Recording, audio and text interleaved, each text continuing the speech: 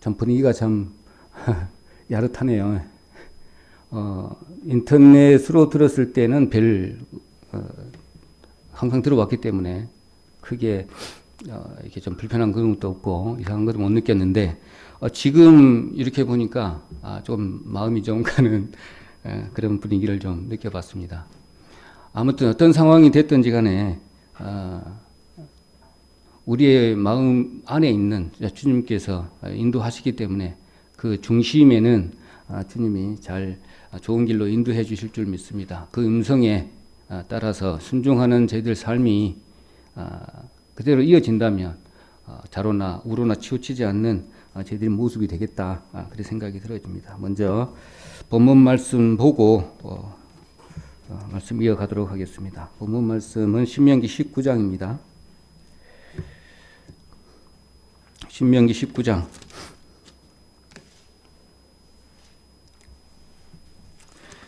19장 2절로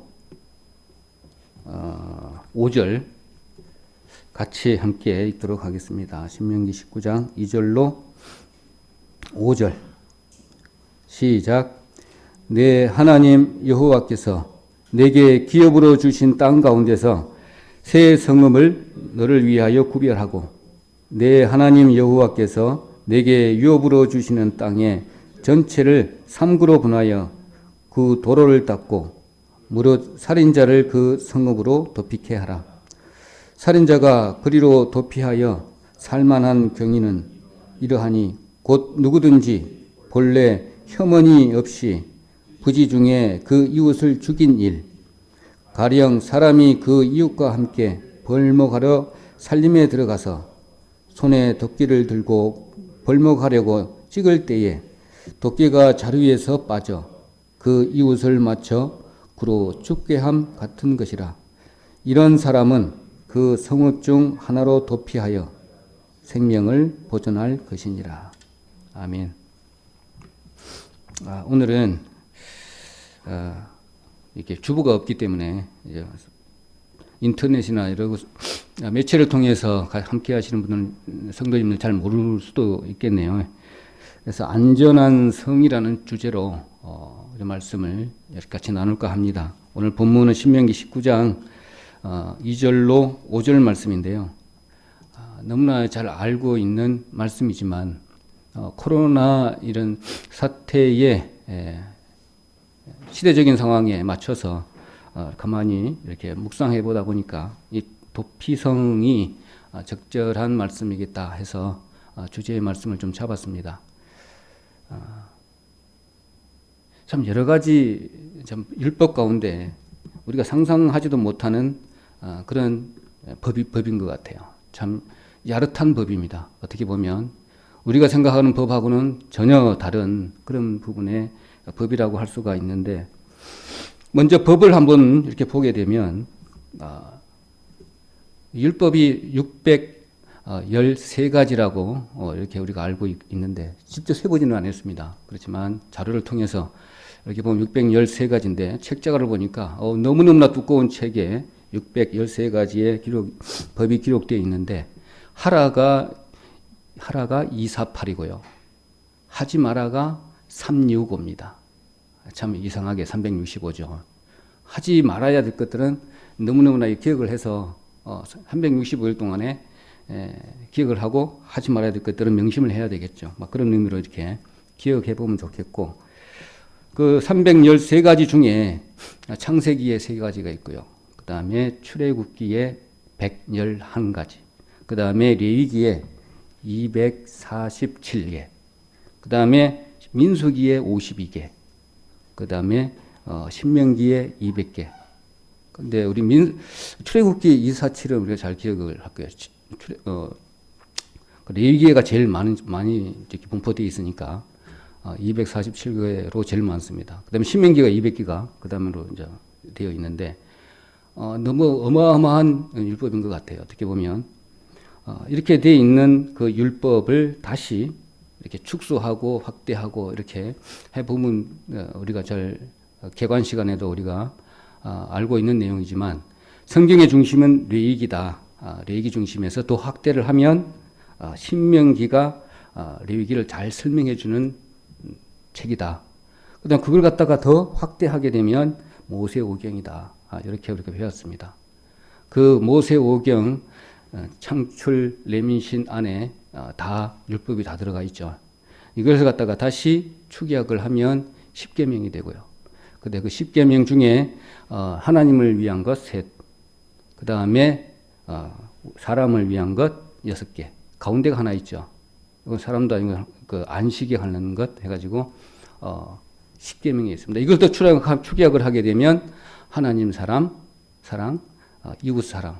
이걸 더 축약을 하게 되면 한마디로 사랑이라고 이렇게 배웠습니다. 이것을 갖다가 그런 율법 여러 가지 가운데에 지금 안전한 성, 도피성, 오늘 본문에 우리가 읽었던 것처럼 부지 중에 사람을 죽였을 때 피할 곳을 예비해 놓은 것이죠. 세상에는 이런 법이 있나요? 혹시 아무 생각도 없는 것 같아요. 부지 중에 이 사람을 죽였는지 아닌지는 있나요? 우리가 법정에 피할 때가 따로 있나요? 일단은 숨기고 있어야 되죠. 감금해놔야 되나요?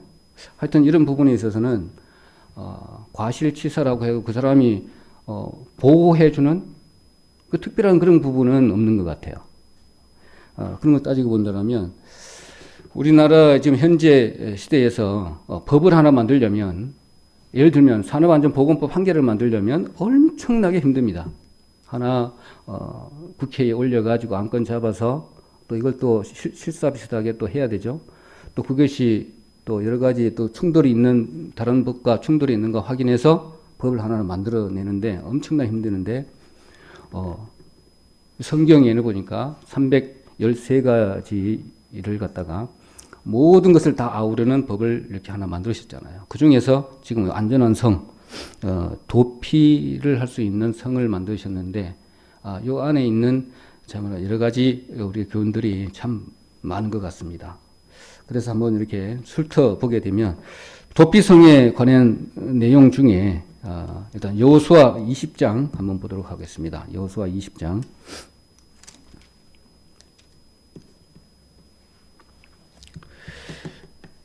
도피성에 관한 말씀, 여호수아 20장 2절로 3절 제가 읽도록 하겠습니다. 여호수아 20장 2절로 3절. 이스라엘 자손에게 고하여 이르라. 내가 모세로 너희에게 말한 도피성을 택정하여 부지 중 오살한 자를 그리로 도망하게 하라. 이는 너희 중 피의 보수자를 피할 곳이니라. 이렇게 말씀을 했습니다. 우리가 좀 부족하고 연약하고 그 다음에 실수가 많은 우리 인생들을 미리 아시고 혐언이 없이 살인을 했을 때에 피할 수 있는 성을 레위인의 48개 성 중에 그 가운데 6개 성을 만드신 거죠. 하여튼 지파별로 최고로 가까이 갈 수 있고 단시간에 피할 수 있는 자리를 그 성을 6개로 요단 동편, 요단 서편 3개씩 이렇게 만든 이 성이 있습니다. 그 성을 보니까 정말 이렇게 지도도 한번 보고 했는데 우리 예전에 말씀을 통해서 배워봤지만 하여튼 딱 일정한 간격이고요. 어떤 이렇게 지파별로 딱 구분될 수 있는 그런 위치에다가 딱딱딱 그 성을 만들었더라고요. 그러니까 내가 부지 중에 사람을 죽였어요. 사람을 죽이면 반드시 죽어야 되잖아요. 그런 보수자가 이렇게 따라 다닐 수밖에 없잖아요. 사람을 죽였으면 내는 반드시 죽어야 되니까. 그것을 보호해 주시기 위해서 하나님께서 도피성을 최단시간에 갈 수 있도록 만드셨다. 근데 1년에 한 번씩 그 도로 길을 정비를 했어요. 혹시나 이렇게 개울이 생기면 안 되잖아요. 중간에 바위가 있다든지, 또 아니면 굴이 생겨 있다든지, 막 그렇게 하면 안 되니까 1년에 한 번씩 신속히 성을 갈 수 있도록 4m 되는 길을 이렇게 정비를 했답니다. 1년에 한 번씩. 그렇게 하면서 누구든지 부지 중에 죄를 지었다면 그리로 도망가서 생명을 보존케 했다. 보편성도 누구든지죠. 누구든지 그렇게 한 목적이 항상 예수님을 이렇게 항상 그 안에 들어가 있었고, 그 다음에 그 내용이 항상 복음이 포함되어 있게 있음을 우리는 잘 알고 있기 때문에 점점 모든 성경의 내용들이 함축되어 있는 것들을 이렇게 보게 됩니다. 또 위치상에서도 그렇고, 그 다음에 법적인 부분에서도 그렇고, 그 법의 내용 내면적인 부분에서도 그렇고, 지금 우리와 너무나 이렇게 딱 닿아 있는 그런 상태입니다. 뭐냐, 부지 중에 레위기 4장에도 마찬가지지만 부지 중에 그 죄가 깨닫거든이거든요. 그러니까 이제 우리가 지금 살아가고 있는 이 상황에서 내 힘으로 아니면 내 조상의 힘으로 내 어떤 능력으로 내가 살아간다고 하지만 그 이전에는 부지 중에 내가 깨닫고 보니까는 부지 중에 지은 죄잖아요. 이미 옛날에 제가 살았던 것은 아니지만 예전에 죄로 관계해서 이렇게 일을 본다면 이미 아담과 하와 때 다 먹었지만 그 죄를 지었지만 그 이전에 제가 생각해 봤을 때 지금 내가 잘 살았다고 한다 하지만 내가 죄인인 이유는 위로 올라갔을 때 우리 아담과 하와의 죄로 말미암아서 내가 직접 죄를 짓지는 않았어요. 죄의 개념은 우리가 좀 잘 구분을 해야 되겠지만 내가 보니까 성경에 보고 이렇게 알아보니까 내가 지은 죄는 아니라 실제적으로. 그렇지만 내가 죄인이 되어 있어요. 그러고 본다면 지금 이 도피성에 관련된 내용들도 부지 중에 지은 죄다. 그럼 모두 세상의 사람들은 다 부지 중에 지은 죄인이에요. 그것을 빨리 깨닫는 사람은 빨리 도피성으로 도망을 가야죠. 이 세상에도 마찬가지입니다. 지금 코로나가 지금 이렇게 기승을 부려가지고 온 지구촌이 들썩거리고 있는데 이렇게 하더라도 도피성을 미리 예비하고 그리고 도피성을 가서 대피한 사람은 우리들밖에 없는 거예요. 하나님을 예수님을 믿고 구원받은 이외의 사람은 아직 도피성을 못 찾고 있는 거죠. 그 사람은 아직까지 레위기 4장처럼 아직 깨닫지를 못한 거죠. 그 도피성이 있는지도 모르고 그 도피성이 무엇이 내용인지도 모르고 지금 방황하고 있는 상태다. 그렇게 봐집니다. 그래서 오늘은 도피성에 관련된 말씀이지만 하나님께서 도피성을 왜 6개를 이렇게 딱딱 해주셨을까? 거기에 이름에 대한 우리에게 주시고자 하는 복의 내용도 도피성 이름에 내포되어져 있습니다. 먼저 도피성의 위치를 한번 보도록 하겠습니다. 도피성의 위치, 아까 여호수아서 그 20장 폈으니까 20장에 있으니까요. 한번 제가 읽도록 그렇게 해보겠습니다.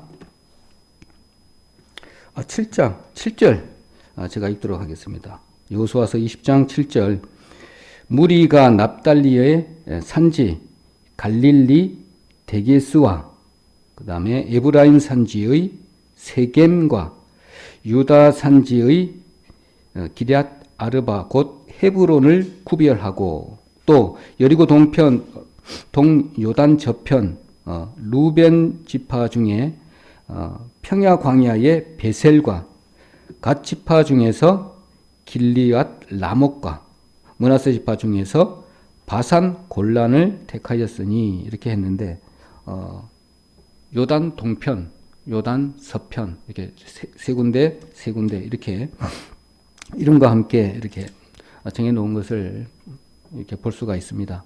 그래서 요 6개 그러니까 게데스, 세겜, 헤브론, 베셀, 라못, 골란 이렇게 요단 서편 가나안 쪽이죠. 세 군데하고 요단 동편 세 군데를 정하여서 도피성을 만들어 두셨습니다. 도피성 밖으로, 도피성에 들어갔는데, 도피성 밖으로 나가면 누구도 생명을 보존치 못하죠. 보수자가 기다리고 있기 때문에, 그렇기 때문에 도피성 안에 있어야 된다는 거 우리가 잘 알고 있습니다.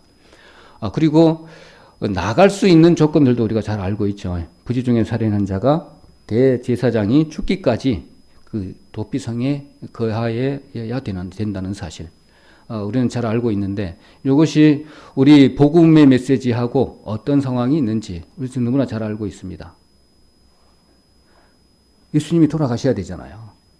우리의 모든 죄를 짊어지고 돌아가셔야만이 그때서야 그 도피성에서 나와야 되잖아. 나올 수가 있는 조건이 되는 것이죠. 자, 이런 마찬가지로 그러면 이렇게 도피성을 주신 목적을 우리가 알고 있는데 그 어떤 복을 우리에게 주셨는가? 오늘 초점은 거기에 있습니다. 6개 도피성의 의미를 가지고 현 시대적인 것과 우리 삶에 좀 적용을 좀 해보자. 이런 내용으로 오늘 말씀을 좀 준비를 좀 해봤습니다. 그런 쪽으로 이렇게 같이 마음을 이렇게 모아주시면 되겠습니다. 법을 만든 이유, 아까 말씀을 좀 드렸지만, 레위인에게는 법을, 땅도 주지도 않았고, 그 다음에 기업도 주지 않았지만, 48개 성읍을 주셨습니다. 그리고 그 안에서, 하나님께서, 명한 그 직무를 다 하게 했고요. 근데 부지 중에 지은 죄를 이렇게 오게 되면 같이 살 수 있도록 그렇게 그 성을 예비해서 그 보호처를 만들어 주셨는데 거기는 죄인들과 제사장들만 살았겠죠. 그렇게 보면 되겠습니다. 그리고 나가면은 죽을 수밖에 없는 그런 상황에서 그 예수님을 대표하는 그런 성으로 주신 것입니다. 그래서 민수기 35장 24절로 28절 한번 보도록 할까요? 그 도피성에서 나가게 되면 죽을 수밖에 없는 상황의 말씀입니다. 민수기 35장 24절로 28절 이거는 같이 보도록 하겠습니다. 민수기 35장 24절로 28절. 너희 중에 회중이 친자와 피를 보수하는 자 간에 이 규례대로 판결하여 피를 보수하는 자의 손에서 살인자를 건져내어 그가 피하였던 도피성으로 돌려보낼 것이요. 그는 거룩한 기름 부음을 받은 대제사장의 죽기까지 거기 거할 것이니라. 이렇게 말씀을 해주셨습니다. 저희들은 지금 현재 우리 도피성에 이렇게 피신해가지고 지금 있는 상태입니다. 맞습니까? 저희들은 예수님을 예표하는 이 도피성에 이렇게 피신해가 있는데 예언했던 것처럼 멜기세덱의 반차를 쫓아서 오신 왕이시고 심판자이신 그분을 예표하는 부분이 도피성이잖아요. 정말로 그 도피성으로 가는 길도 너무나 넓고 똑바른 길이었고 누구든지 빨리 피할 수 있는 길을 내가 길이요 진리요 생명이요 이렇게 했던 것처럼 내가 길이라고 했던 그 부분도 아마 이 도피성으로 가는 이걸 보고 주님께서 내가 길이다 라고 하신 부분들도 이 도피성을 두고 한 말씀일 것입니다. 또 그리고 또 이게 이 성이 도피성인지 아닌지 일반 사람들은 잘 모를 수도 있잖아요. 그래서 입구나 중간중간에 이렇게 표지판도 붙여놨다고 이렇게 들었는데 참 자상한 것 같아요. 가는 길까지도 표시해놨고요. 그 다음에 그 성읍이 그리고 좀 높았겠죠. 성이니까. 그래 한눈에 바로 볼 수도 있었고 그 다음에 길도 잘 닦아져 있는 부분이고 그렇다면 이 교회 문이 항상 열려 있었잖아요. 이거는. 그리고 십자가 표시로 교회라는 부분들도 누구나 다 알 수 있게끔 해놨고 그런데 부지 중에 내가 깨달은 내가 죄인이라는 것을 부지 중에 지은 죄라는 것을 깨달지를 못한 영혼들이 교회 밖에서 어슬렁어슬렁 거리고 있는 그런 상태죠. 근데 현재 코로나가 제일 위험한 것인 줄 알고 코로나만 피하고 다니는 거죠.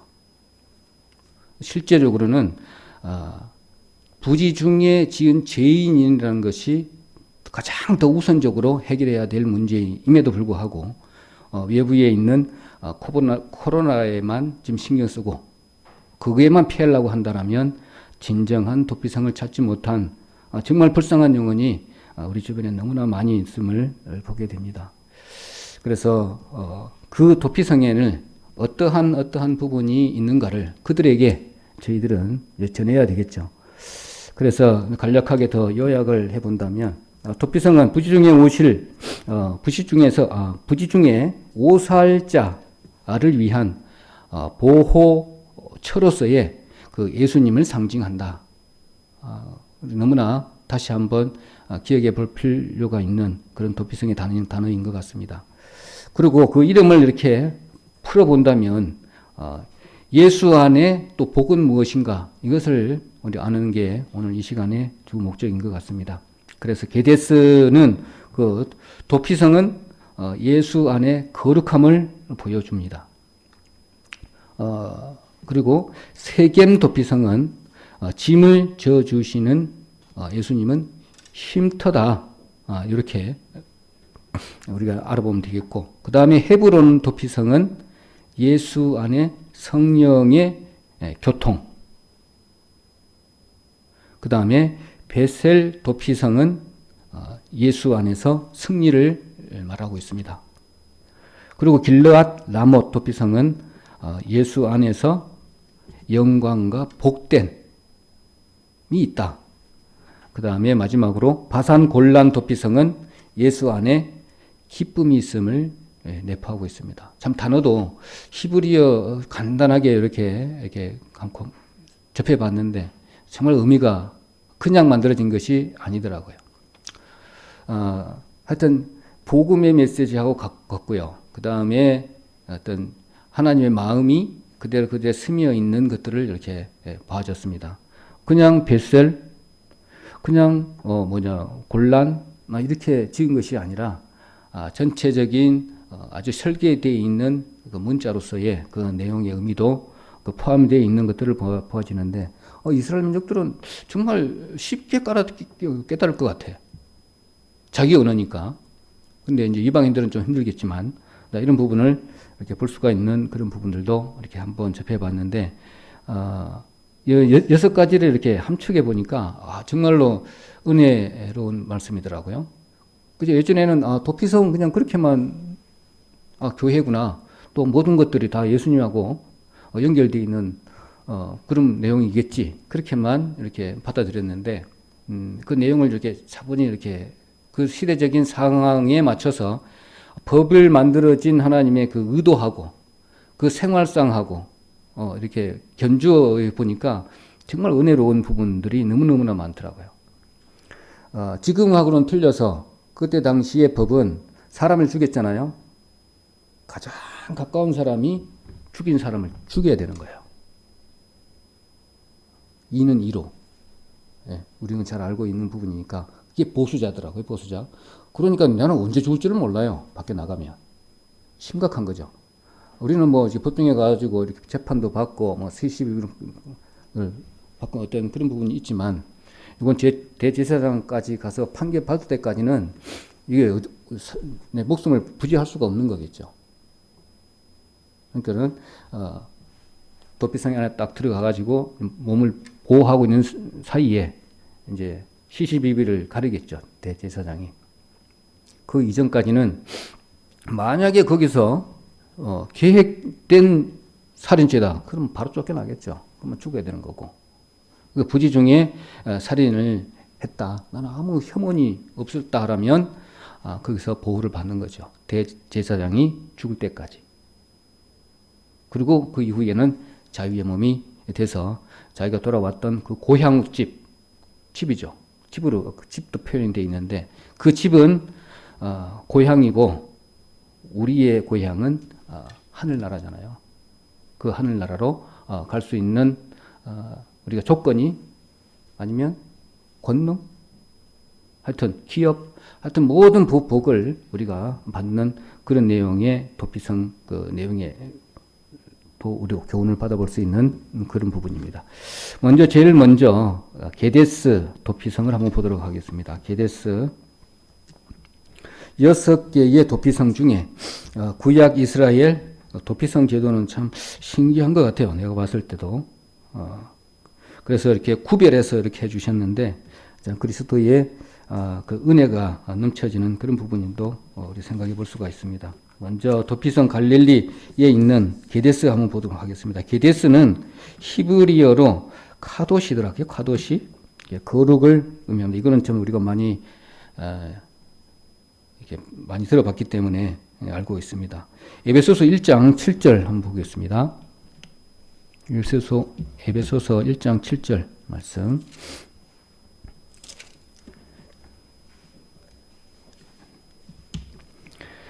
에베소서 1장 7절.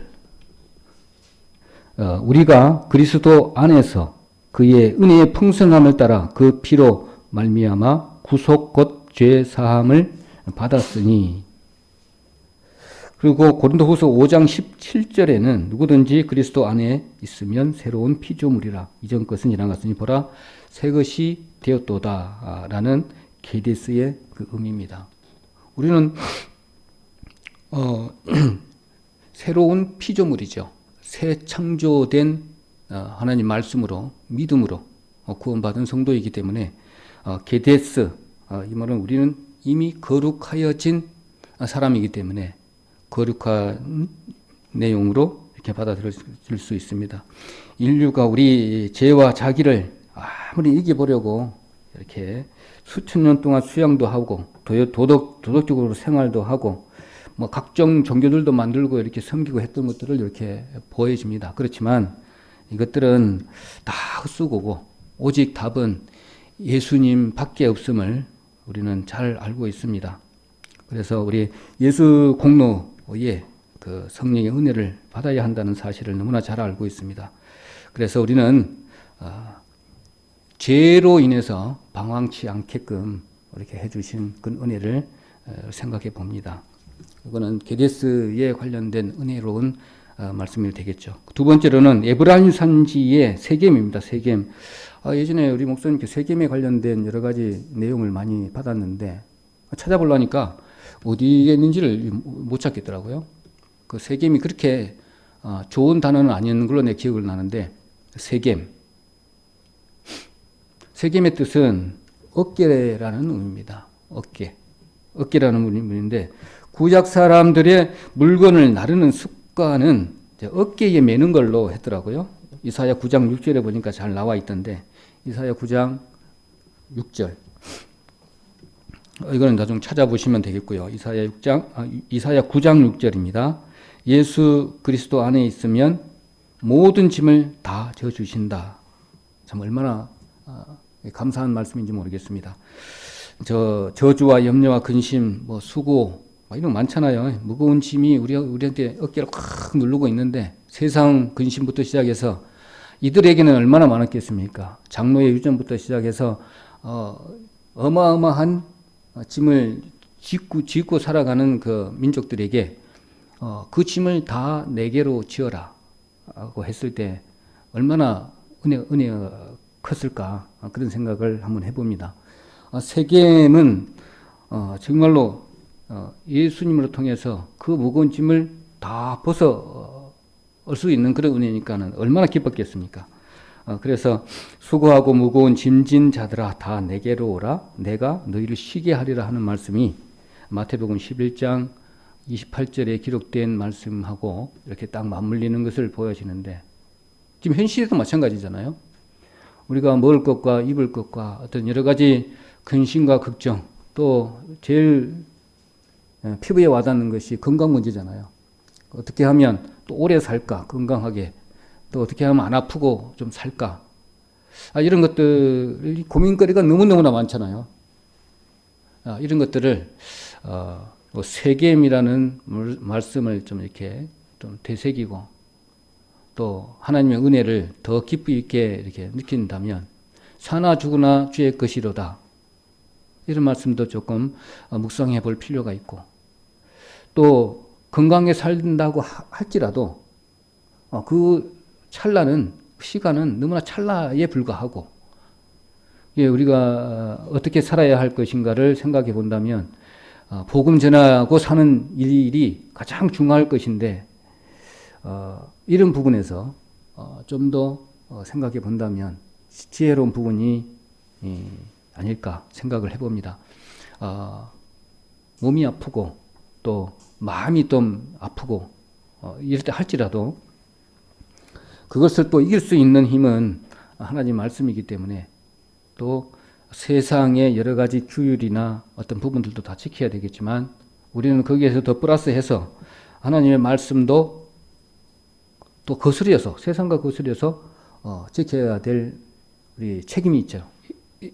있는데, 그것으로 인해서 짐이 좀 무겁다. 그거는 좀 져야 될 것 같아요. 다른 짐은 다 내려놓고 주님께 맡겨야 되겠지만, 우리가 부담을 가져야 되는 부분, 그 다음에 하나님을 일회를 위한 그런 짐들은 우리가 지어야 되겠죠. 또 충분하게 받아야 될 거로 생각이 듭니다. 이스라엘 민족처럼 그 장로의 유전처럼 어마어마하게 자기는 짓지 않고 다른 사람들에게는 다 지으라고 하는 그런 장로의 유전과 같은 그런 엄청난 짐들, 이것들은 다 벗어 던져야 되겠죠. 벗어 던지고 오로지 하나님의 말씀만을 붙들고 이렇게 살아야 되지 않을까, 그런 생각을 해봅니다. 그래서 모든 것을 도피성 되시는 예수님께 그 무거운 짐들을 다 지어드리고, 우리 전도 집회 때 그 그림이 참 생각이 납니다. 무거운 짐을 그냥 허리 구부려 갖고 이게 지고 가다가 예수님께 되게 살짝 이렇게 넘겨준 것처럼 우리 참 그렇게 해주고, 그 근심하고 걱정하면 걱정한 만큼 해결이 되면 될 건데 그것이 안 되더라고요. 그러니까 결론은 내가 근심하고 걱정한다고 해서 되는 일이 얼마나 될까, 그럼 생각해 보면 금방 넘겨지지 않을까, 그런 생각을 합니다. 세 번째로는 유다 산지의 헤브론입니다. 헤브론. 헤브론은 하르바라는 말인데 연결, 조인트, 이렇게 연결이라는 의미인데, 이건 참 제일 좋은 것 같아요. 제가 마음에 드는 부분의 한 부분인데, 요한 1서 1장 3절, 요한 1서 1장 3절. 요한 1서 1장 3절은 같이 한번 보도록 하겠습니다. 요한 1서 1장 3절입니다. 요한 1서 1장 3절.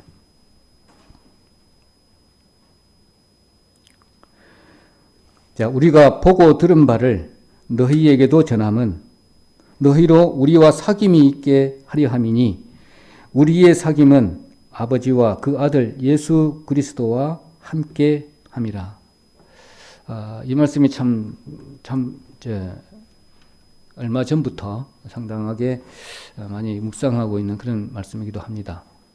하나님은 우리가 남을 보기 위해서, 남이 보는 데서 어떤 나타내고자 하는 그런 것이 아니라, 또 이렇게 말씀에 비추었던 것처럼 어떤 외식적인 것이 아니라 또 하나님과의 친밀한 관계적인 부분이거든요. 그러니까 내면적인 것이죠. 예. 내면적인 것인데 성령으로 말미암아 하나님과 신령한 교제를 원하시는 것이죠. 매일 교회 왔다 갔다 한다? 이것도 중요하지만 습관적으로 가장 중요한 건 그 심령 안에 하나님과의 친밀한 교제가 얼마만큼 이루어져가 있느냐. 이렇게 간절히 하나를 두고 믿음의 분량만큼 원하는 것도 그 차등이 있겠죠.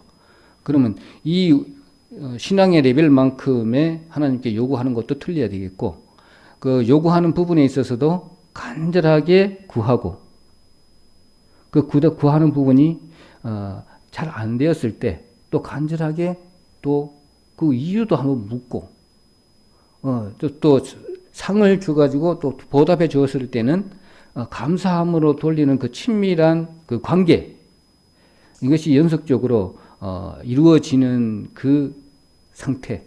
그 누구나 이렇게 할 수가 있나요? 도피성에 들어간 자만이 누릴 수 있는 정말 큰 복이거든요. 그래서 하나님과의 친밀한 교제를 할 수가 있다. 대화를 할 수가 있다. 이거는 엄청난 축복이잖아요. 그래서 도피성에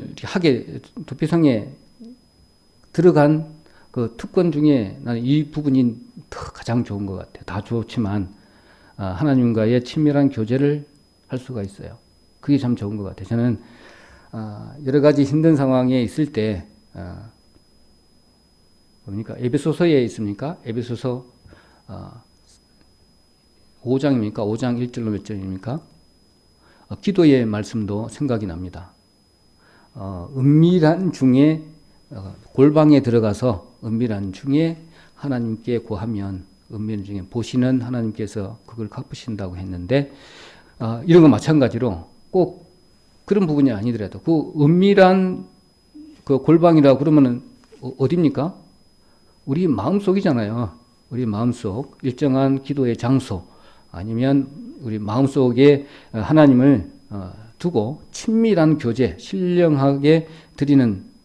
신령과 진정으로 드리는 그 예배, 마음으로 드리는 예배를 통해서 주님과 대화를 할 수 있는 영적으로 교통한 그것을 이야기하는 것인데 그런 교제의 능력을 가지고 권위 있는 분은 도피성에 피신한 자들입니다. 이게 얼마나 큰 하나님의 축복인지 저희들은 알고 있는데 저 외부의 이방인 내지는 아직 알지를 못하는 깨닫지를 못하는 부지중의 죄인이라는 사실을 모르는 그분들에게는 참 불행한 부분이 있지만 빨리 그것들을 우리를 통해서 그들도 도피성에 피신할 수 있는 기회를 빨리 줘야 되지 않을까 그런 생각을 이렇게 해봅니다. 그래서 정말 큰 은혜가 세 번째 헤브론이 저는 제일 마음에 드는 단어이기도 합니다. 그 다음에 네 번째로는 루벤 지파의 베셀입니다. 루벤 지파의 베셀인데 그는 요새지라고 이렇게 되어 있는데 정말 요새인 것 같아요. 요새하면 우리 다윗성 뭐 이렇게 생각하는데 찬양에도 많이 나오고 이를 하는데 우리 이건 잘 알고 있는 내용입니다. 그래서 요새인데 우리가 예수님과 함께 하게 된다면 사단마귀도 침범을 못합니다. 그리고 시험이 든다 할지라도 넉넉히 이기는 힘이 여기서 생기는 거죠. 세상의 능력으로나 세상의 힘으로나 어떤 나의 지식으로는 감당할 수 없는 부분입니다. 그래서 세상에 이렇게 휩쓸려서 아니면 그게 포함돼서 살아갈 때에 벳셀과 같은 하나님의 능력을 우리에게 주시지 않으면 그게 싸워서 이길 수가 없는 그런 부분입니다. 항상 세상을 이기면 우리의 믿음이라고 했기 때문에 그걸로 말미암아서 벳셀이라는 그 의미로 도피성을 하나 이름을 지은 그 은혜가 참 돋보이는 그런 부분입니다. 다섯 번째로는 갓 지파의 길르앗 라못입니다. 길르앗 라못. 이거는 참 이름도 참 좋아서 참 이렇게 잘 외우고 있는 부분이기도 한데 들어 올리고 높아지는 것을 의미하더라고요. 길르앗 라못. 그래서 믿으면 죄와 죽음에 우리가 예수를 믿게 되면 죄와 죽음의 종노릇 하는 아무 쓸모없는 비천한 죄인일지라도 그리스도 안에 있으면 새로운 피조물이 된 것처럼 우리는 하나님의 자녀가 된 영광된 신분을 갖고 있기 때문에 우리는 이미 예수님이 우리를 들어 높여 주신 것이죠. 그래서 길르앗 라못이라고 그 이름을 명명한 것 같습니다. 그래서 영광과 승리와 복락을 누리는 것이다. 이런 말을 듣고 있으면 예수를 안 믿을 수가 있을까? 이런 생각을 해요. 이것보다 더 큰 것이 어디 있을까? 세상에 해봤자 대통령도 뭐 몇 년 하고 내려와야 되는데 어느 누구하고도 변줄 수 없는 그런 영광스러운 부분인데 이것을 마다하는 사람들이 참 많더라고요. 그런 부분을 보면 참 안타까울 수밖에 없는 그런 모습을 보게 됩니다. 그래서 마지막으로 이렇게 6번째로 보면 므낫세 지파의 바산 곤란이라고 있습니다. 곤란이 있는데 그 곤란은 기쁨과 희열을 뜻합니다.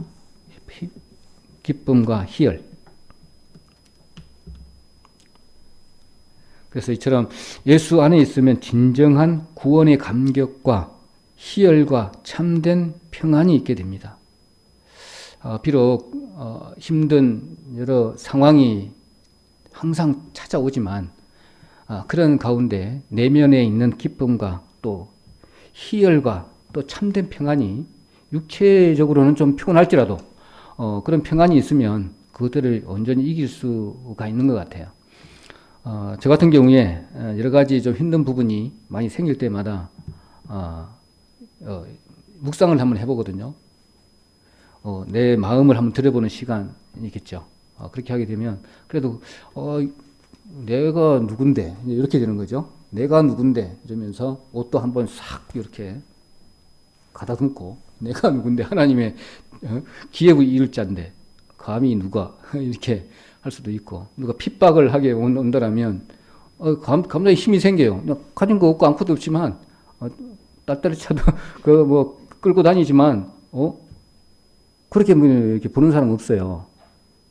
그래도 이제 처음에는 좀 이 정도 나이 되고 좀 되면 좀 이렇게 좀 거기에 걸맞게 좀 이렇게 하고 다녀야 되는데 그렇지 못하고 보니까 의외로 생각하지만 내면 표현은 잘 안 하더라고.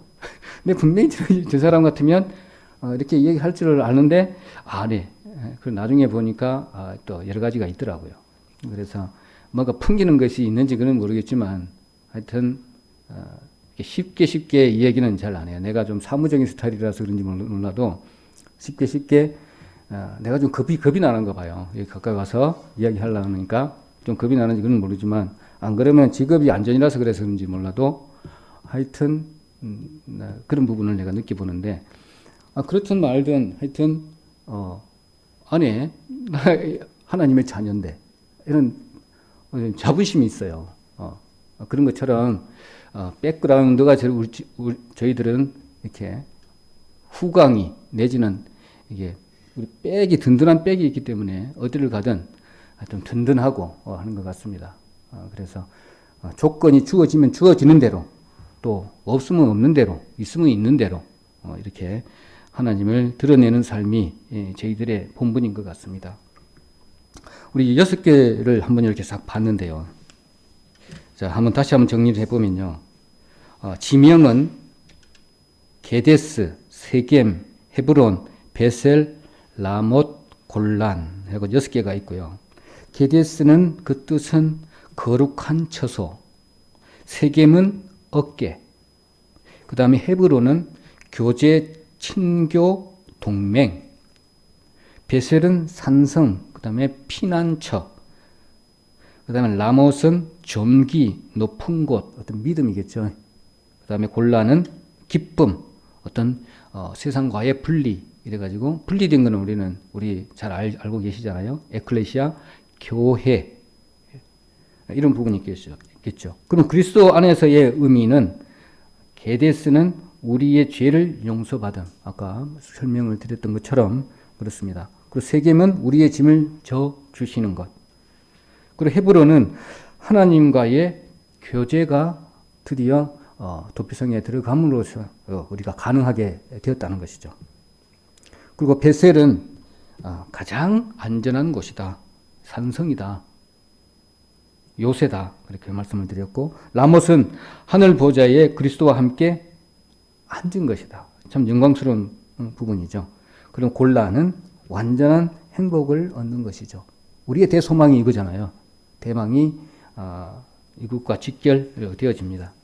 그러면 왜 고살자는 왜 성읍에 못 들어갈까? 이것도 우리 좀 살펴볼 필요가 있겠죠. 히브리서 10장 한번 보도록 하겠습니다. 히브리서 10장. 왜 고살자는 도피성에 들어가지 못할까? 고살자가 뭐죠? 계획해서 의도적으로 사람을 죽인 거죠. 그런 부분. 그래서 좀 잘 보면 될 것인데 10장 26절로 27절 한번 보도록 하겠습니다. 제가 읽도록 하겠습니다. 히브리서 10장 26, 27. 우리가 진리를 아는 지식을 받은 후 짐짓 죄를 범한 즉 다시 속죄하는 제사가 없고 오직 무서운 마음으로 심판을 기다리는 것과 대적하는 자를 소멸할 맹렬한 불만 있으리라. 참 무시무시한 말씀을 기록을 해놨습니다. 그래서 짐짓 죄는 알고도 범한 죄, 또 거부하는 것, 이렇게 배웠습니다.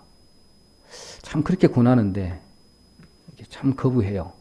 아니면 하나님을 알면서도 왜 그걸 거부를 하는지를 모르겠어요. 그리고 심판 날이 가까웠다 하면서 무서워하면서도 거부를 해요. 이런 부분, 이런 사람들, 또 성령을 거스린 자들, 죄라 하면 요한복음 16장 6절의 말씀처럼 믿지 않는 것이 죄라고 했는데 이런 자들은 도피성에 들어갈 수가 없죠. 그리고 레위기 17장 한번 보도록 하겠습니다. 레위기 17장. 보통 레위기 17장 이렇게 봅니다 하면 이게 책장 넘기는 소리가 싹싹싹 들리고 막 어디에 막 이렇게 하고 하면 그 보는 재미도 있었는데 지금 전혀 이게 답도 없고요. 너무 조용합니다. 레위기 17장입니다.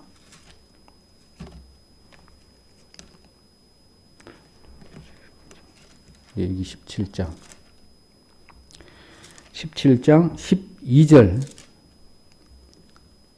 12절 보겠습니다. 레위기 17장 12절. 그러므로 내가 이스라엘 자손에게 말하기를 너희 중에 아무도 피를 먹지 말며 너희 중에 우거하는 타국인이라도 피를 먹지 말라 하였나니. 쭉 읽어보도록 하겠습니다. 무릇 이스라엘 자손이나 그들 중에 우거하는 타국인이 먹을 만한 짐승이나 새를 사냥하여 잡거든 그 피를 흘리고 흙으로 덮을지니라. 모든 생물은 그 피가 생명과 일체라. 그러므로 내가 이스라엘 자손에게 이르기를 너희는 어느 육체의 피든지 먹지 말라 하였나니 모든 육체의 생명은 그 피인즉 무릇 피를 먹는 자는 끊쳐지리라. 15절 무릇 스스로 죽은 것이나 들짐승에게 찢겨 죽은 것을 먹은 자는 본토이나 타국인이나 물어나고 그 옷을 빨고 물로 몸을 씻을 것이며 저녁까지 부정하고 그 후에 정하려니와 그가 빨지 아니하거나 몸을 물로 씻지 아니하면 죄를 당하리라. 이렇게 말씀하셨는데 15절에 보니까 스스로 죽는 것, 이거 뭐 모든 것이 다 포함이 되겠죠.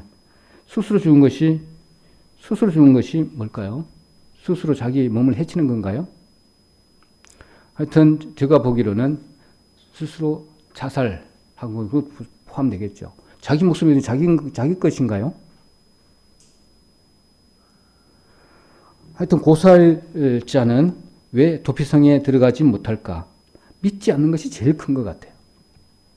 그리고 예수님을 거역하는 것, 스스로 자기 목숨을 버리는 것, 그 다음에 성령을 욕되게 하는 가장 큰 죄, 용서받지 못할 그 죄인들은 이 도피성에 들어갈 수가 없다고 이렇게 되어져 있는데 우리 다른 거 다 포함하더라도 믿지 않는 거 하고 성령을 거스리는 거 하고 이 두 개는 안 해야 될 것 같아요.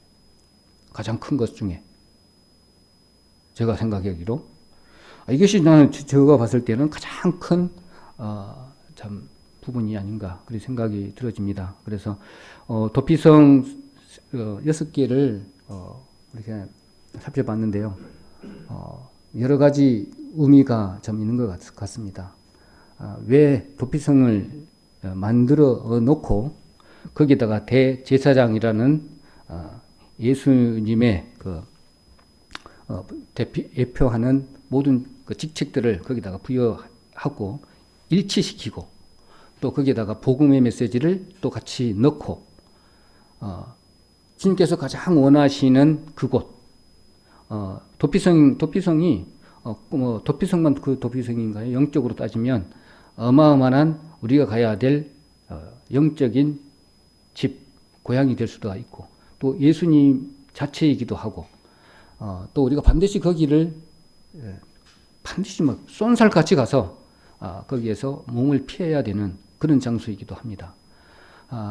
그 장소가 그냥 어려운 길이 아니라 대려고 4m 이상 그런 완전히 정비된 도로이고 누구나 갈 수 있는 그 보편성이라는 그런 조건에서 모두에게 주신 것이잖아요. 그런데 그것들을 차지하지 못하는 영혼들은 참 안타까운 부분에 있어서 미련한 방법으로 전도의 방법으로 입으로 아는 사람을 통해서 전도할 수 있는 그런 것밖에 허락을 하지 않으셨기 때문에 그냥 하나님의 능력으로 아니면 이렇게 툭 던져가지고는 그들이 돌아올 수 있는 방법은 없기 때문에 미련한 방법, 전도의 방법으로 그걸 허락하셨기 때문에 우리의 책임이 너무너무나 크지 않은가 그런 생각을 이렇게 해봅니다. 참 이런 조건에서 이렇게 말씀을 이렇게 서로 상고하고 이렇게 나눌 수 있는 그 조건을 허락하신 것도 참 귀중하지만 또 이러한 사태를 통해서 또 마음을 이렇게 돌아볼 수 있는 가장 큰 기회가 이런 시간이 아닌가 이런 생각도 해봅니다. 내가 지금 이런 상황에 딱 받쳤을 때 이렇게 테스트 해볼 수 있는 부분들은 내 지금 마음이 어디에 있는가 딱 한번 보면 내가 그동안에 어떻게 생활해 왔는가를 바로 알 수가 있어요. 그리고 달리 또 말씀을 또 가까이 그동안에 안 했다는 것도 바로 표시가 나죠. 저 같은 경우에 이제 점점 갈수록 일이 좀 많아지더라고요. 그러니까 이제 휴무 가지고도 이제 는지 이제 이야기를 하더라고요. 8달까지는 준공을 해야 되기 때문에 휴무 쉬지 말고 몰아서 나중에 그거 다 끝나고 쉬라는 거예요. 그래서 이게 대답을 안 했습니다. 대답을 안 하고 생각을 한번 해봅시다. 그 자리에서는 이야기 안 했지만 그런 외부의 어떤 외압 이런 것들 오고 이렇습니다. 그러면 어떻게 이게 요령 있게 이렇게 할 것인가 그런 것도 참 고민되더라고요. 고민돼. 그나마 그래도 그 일 중에서 내가 맡고 있는 그 일이 그나마 그래도 문제가 없게 좀 이렇게 가고 있는 상태예요. 그러다 보니까 이렇게 강압적으로 이해를 해야 되겠는데 잘하고 있는데 내가 또 내 대장 입장에서 또 그렇게 하면 또 다르게 또 반응할까 싶기도 하고 또 나이도 내하고 뭐 비슷한데 또 마음대로 하지도 못하고 이렇게 뭐 견져 보니까는 그렇게 잘못하는 것은 이렇게 꼬투리는 좀 없는 것 같고 있겠지만 좀 적으니까 그래서 이제 그런 것 같기도 한데 여러 가지 상황들을 이렇게 항상 이렇게 맞물려 돌아가는 것 같아요. 막 복잡해. 그런 상황에서 중심을 딱 한마디 이렇게 던지면 그게 효과가 크더라고요. 그래서 분명히 이게 드러내야 되는 것이 맞더라고요. 오늘 보니까 안전사고도 나고 그러니까 뭘 또 뭐 지내야 된대. 나 지금 안전관리를 하면서 그거 절대로 지내본 적 한 번도 없다. 딱 그러니까 지금 뭐 저쪽 하더만은 말이 또 쏙 들어갔어요. 안전 쪽에 안전관리자가 그걸 안 한다는데 누가 감히 그렇게 하겠어요? 그러면 그분 누구들끼리 알아서 하세요. 이제 그럴 참이니까 아니 폼이 그러니까는 나오다가 이제 쏙 들어가고 그런 상황이 있는데 이제 설득을 시켜야 되는데 좀 만만치 않아요. 하나씩 좀 이제 설득해 나가야 되는데 어떤 사람들은 그것들은 이제 알고 있는데 어떤 사람도 모르고 있지만 습관에 쫓아서 가는 사람도 있고, 자, 그렇습니다. 그래서 세상의 여러 가지 부분들도 이렇게 팍 꺾으려고 하면 부러지잖아요. 그러니까 조금씩 이렇게 이해를 시키는 방법으로 좀 지혜롭게 이제 해야 되겠고, 이런 부분에서 또 강력하게 또 얘기할 때는 또 얘기를 해야 되고, 또 이런 부분들이 딱 머물리면 되겠다 이런 생각도 해봅니다. 그러면서 이제 아주 이렇게 후회되는 것이 딱 있어요. 뭐냐면 다들 난 쪽에가 문제가 없다 보니까 일을 내한테도 맡겨도 되는 것처럼 내한테 다 맡기는 거예요.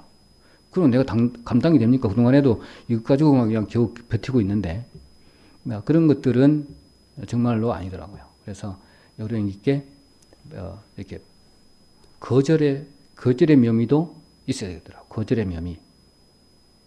어떤 거절의 뭡니까? 지혜입니까? 그런 것도 중요해요. 상대방이 기분 안 나쁘게끔 해서 거절을 할 수도 있어야 돼요. 그러면 다른 것까지 일을 못 하는데.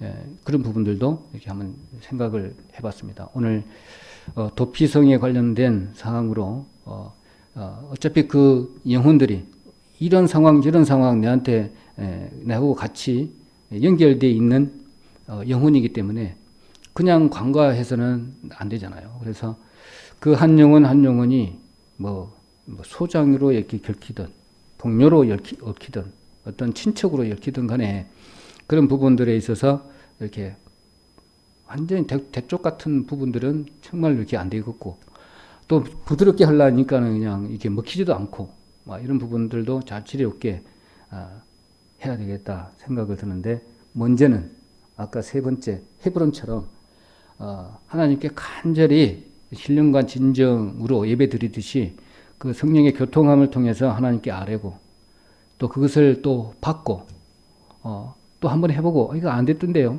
하나님 이 방법은 아니던데요. 안 되는데 왜 그럴까요? 내지는 그냥 어떤 때는 그냥 때려 써가지고 그냥 이렇게 할 때도 있고, 그냥 마음대로. 우리는 그걸 아버지라고 할 수 있는 조건이기 때문에 그렇습니다. 그래서 그런 부분들을 실제적인 그 사랑의 대상으로 이렇게 교제를 해 나가는, 처음에는 정말로 어린 애와 같은 그런 이렇게 달램의 어떤 기도도 되고 이렇게 하겠지만, 점점 가게 되면 하나님 뜻에 맞는 그런 기도의 제목도 만들어지고, 뜻이 이제 점점 가까이 갈 수 있을 정도로의 우리 교제가 있어야 되지 않을까, 그런 생각이 들어집니다. 그래서 성도님들 여러 각처에서 인터넷 내지는 또 모바일을 통해서 이렇게 예배를 같이 하고 있지만, 그 마음만큼은 신령과 진정으로 하나님께 오늘은 무슨 말씀으로 저에게 주시는 겁니까? 또 마음으로 두드려서 또 하나님께 아뢰보고, 또 그 말씀이 내게 또 아멘 되어지면 또 그 말씀이 내 말씀이다 생각을 하고 그걸 묵상을 하고, 그 묵상한 결과물을 가지고 분명히 또 이렇게 행동을 해야 되겠죠. 그리고 행동해보니까 안 되던데요. 이건 잘 됐던데요. 또 그걸 또 알아야 되겠죠. 이런 부분으로 이렇게 교제를 해 나가면 정말 되겠다. 그런 생각을 이렇게 해 봅니다. 그래서 이 영원한 도피성을 우리는 가졌지만 아직 영원한 도피성을 가지지 못한 영혼들에게 전해야 되는 우리 사명이 있다는 것을 이렇게 좀 명심을 하고 있어야 되겠다는 말씀으로 이 시간 말씀을 마치도록 하겠습니다.